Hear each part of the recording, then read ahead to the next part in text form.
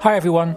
The following episode includes a brief reference to suicidal ideation and a potentially triggering comment made by a healthcare professional who is not identified in the conversation.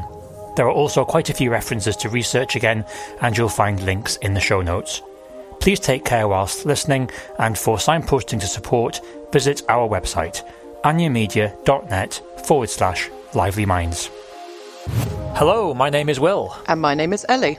You are listening to Lively Minds, the podcast about mental health challenges that go beyond the ebb and flow of the everyday. The podcast that looks at how developing our understanding of mental health issues influences the ways that we address them. Before we get going with today's episode, we just want to say a big thank you to the person who gave us a very generous anonymous donation at our Buy Me a Coffee page. You know who you are. It's very much appreciated. If you'd like to support the show too, then you can find our Buy Me a Coffee page at buymeacoffee.com/lively minds.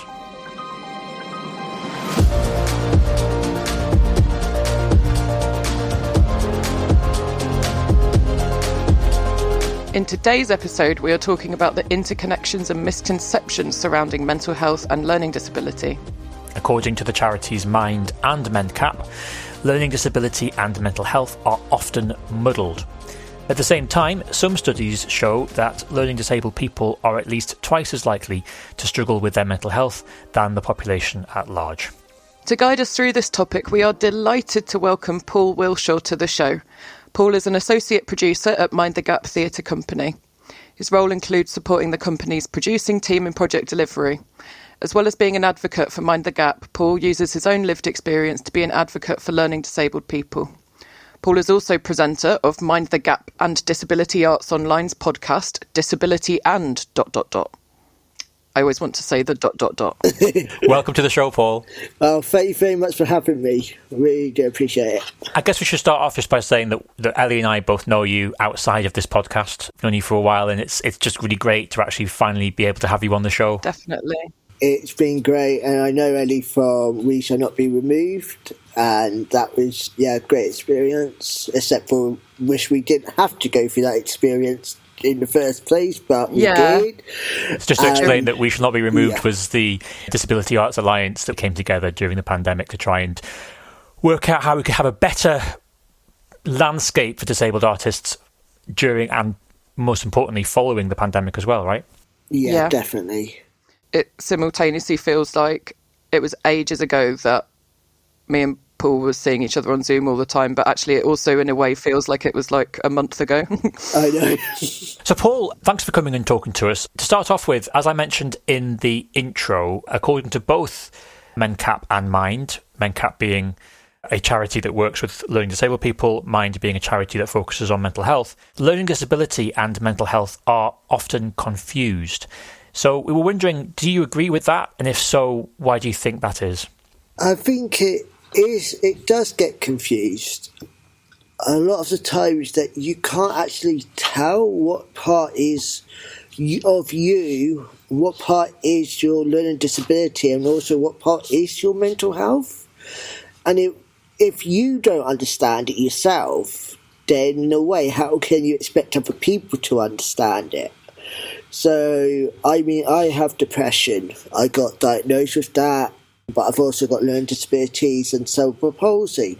So what part of my personality is my learning disability, what part is it my mental health side, and what part of it is my cerebral palsy? It's a really hard thing to understand in myself, so I do understand why people get confused.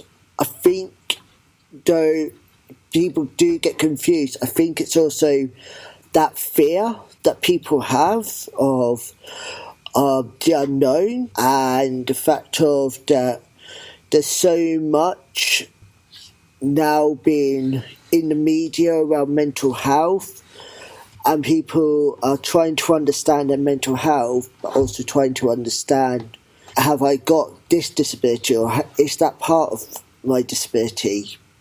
And that sometimes it's hard to actually know yourself. So I think there is definitely some confusion, but I think people are trying to understand more. Well, I'm hoping so anyway.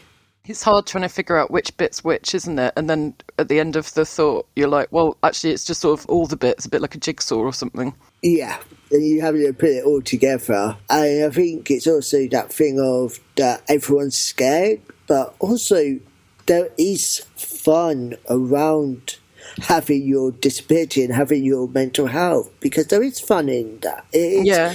And I think that's something that people are like, how can that be fun? How is that fun? But you can't just, you're not always down. And I think that's a thing. Yeah. People just think, oh, if you've got depression or if you've got this, you're always down. It's not always the case. It's also that support that you have in place as well. Yeah. Can I ask, Paul, if I had to put you on the spot and say, have you thought about what might be some differences between mental health and learning disability? I think my mental health fluctuates, and I try not to use jargon words. So what I mean is it goes up and down. My learning disability is there all my life. It's the best way I can describe it. My learning disability, I learn different from, and I need support. With my mental health, I get support, but it's not as easy. And sadly, I'm one of those people that probably tries to cover up and puts a face on stuff too much. And what I've started to realise more recently is that people know when my cerebral palsy is playing me up because I'm shifty and all that, but with my mental health, only a few people will recognise when I'm going through one of my situations. But I think, there's so much. So no, there's no. I think what Mind and MenCap put is very honest and say that it's not the same thing, because it's not. And not one person will have the same situation. My situation is different than other people with mental health situations, but you need to be there to support everyone. And so, yeah. And something that MenCap do talk about is how one of the problems about the confusion is that sometimes a learning disabled person might go to their doctor and the doctor will just assume that whatever they're presenting is part of their learning disability, whereas in actual fact it could well be a mental health issue. And the other thing they mention as well is that sometimes there can be a lack of connection between mental health and learning disability services within health as well, and that lack of coordination. A prime example of the doctors and stuff is that I went to my doctor and I said that I was feeling suicidal at the time, and the doctor said, well, you don't have much to live for anyway, do you? What? Yeah, I had that from a doctor. Oh my gosh, Paul, that is absolutely dreadful.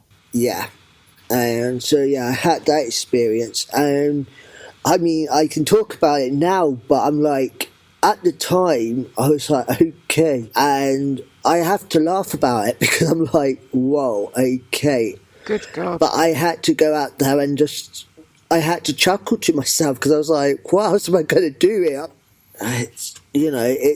But I think it's also doctors don't understand as well. And I don't think they're getting the proper training as well. I think that's a major issue, is that if they don't, I work as a role player, and I know that situations of where some people have never worked with a person with a learning disability. And when you say you're a role player, you mean that you work in training doctors? I work with clinical psychology students around. Oh, right, okay. So if they've never worked with a person with a learning disability, then how are they meant to know how to also work about mental health and all this kind of stuff? So it's getting those experiences to the right people.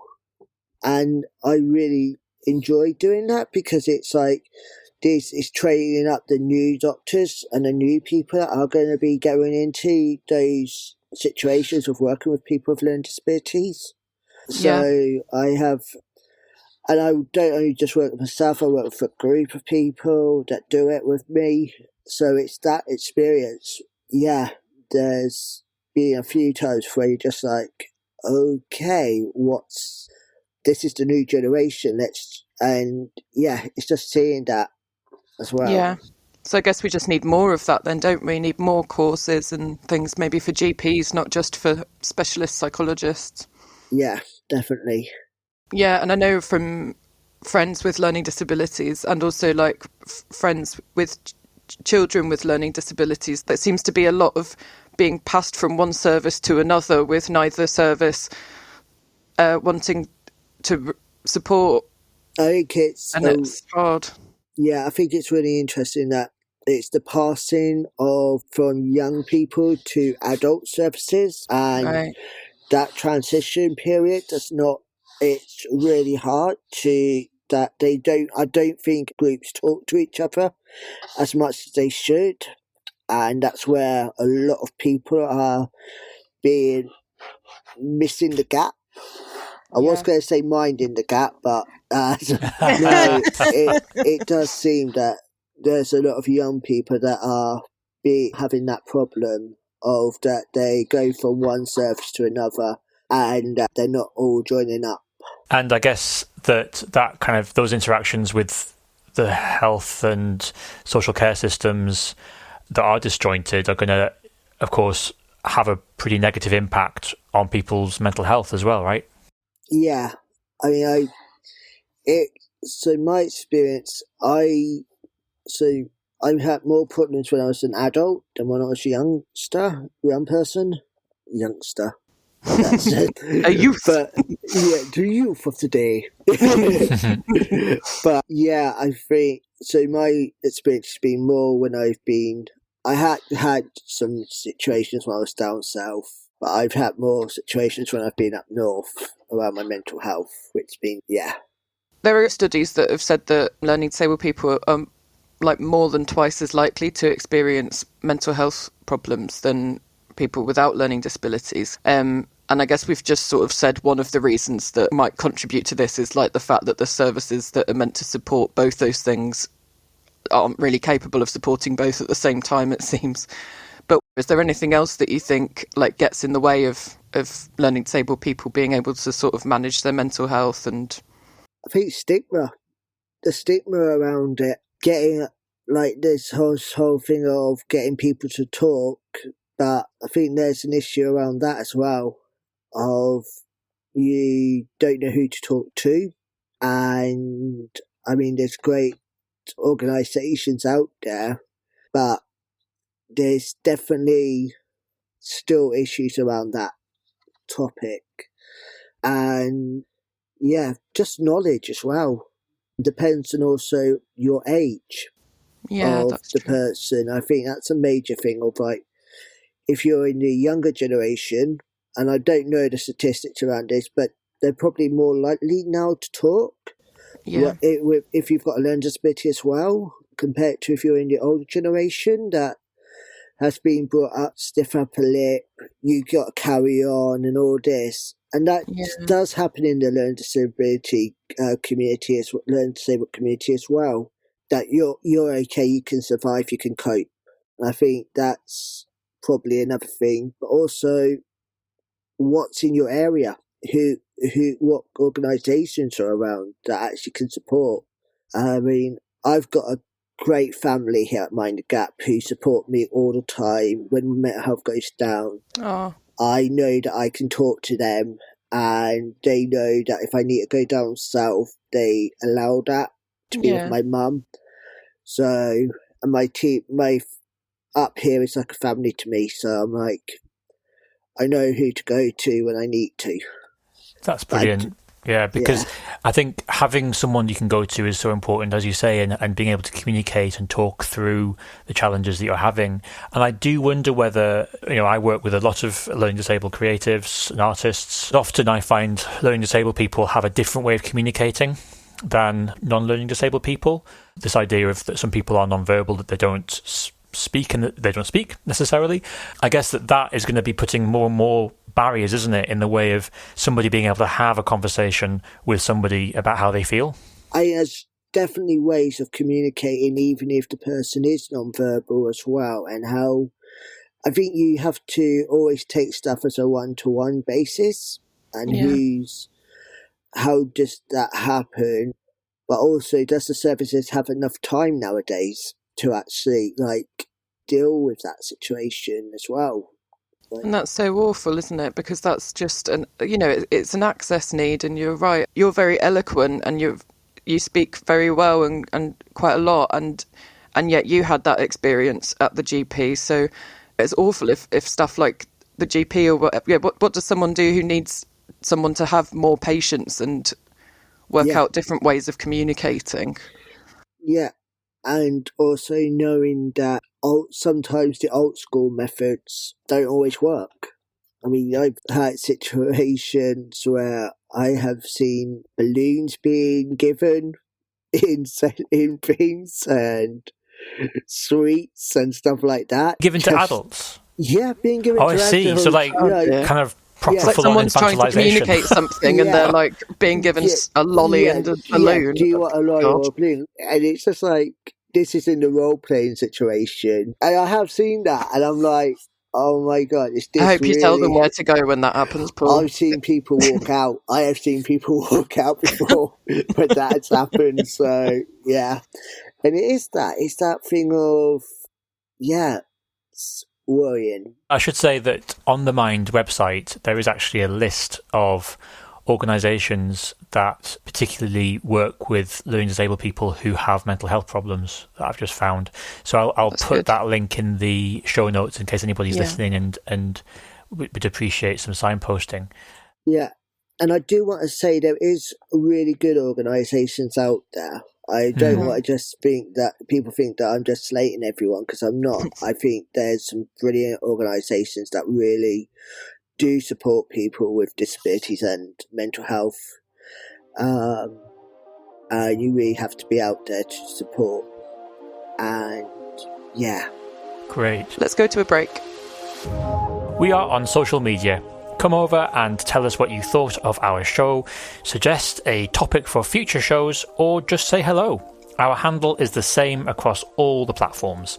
Lively Minds Pod, all one word. You'll find us on X, Instagram, Facebook and LinkedIn, and you'll find all the links to our social media pages at anyamedia.net/livelyminds.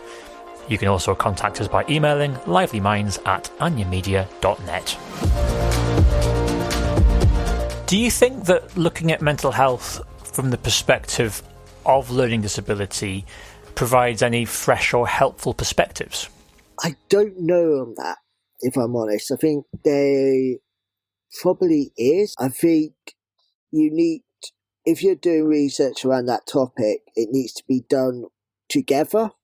It needs to be a collaboration rather than being researched, especially around mental health, because I think if you're together, you know that you can support each other in their work. Yeah, how are you going to get any kind of good quality research if you're not including people with the lived experience helping to guide that actual research as well? Yeah.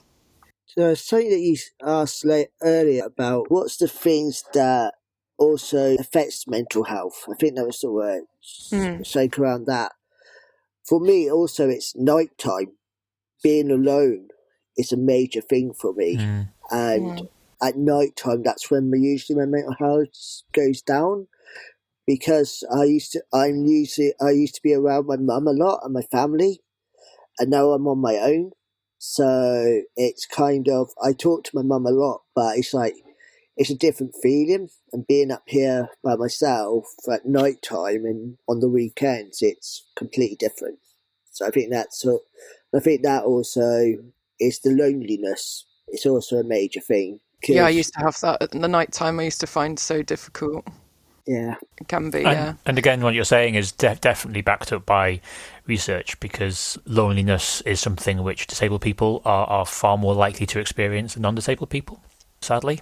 And so I guess this points again, doesn't it, to there being all these factors in people's lives that are having that regular impact on mental health, which of course applies to everybody to one degree or another. But from what I can tell, from what I've seen in terms of the research that's been done, it impacts disabled people, including learning disabled people, more so.